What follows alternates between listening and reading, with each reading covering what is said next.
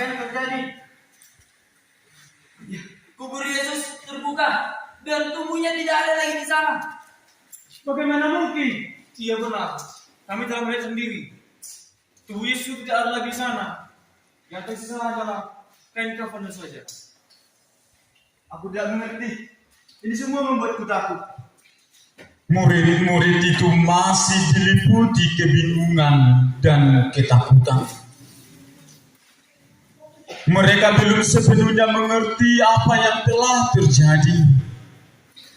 Malam itu ketika mereka sedang berkumpul dengan pintu tertutup karena takut, tiba-tiba Yesus berdiri di tengah-tengah mereka. Damai sejahtera.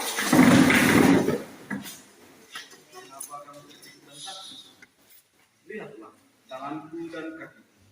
Akulah ini. Jangan takut. Tuhan, Engkau hidup. Tuhan, Engkau benar bangkit.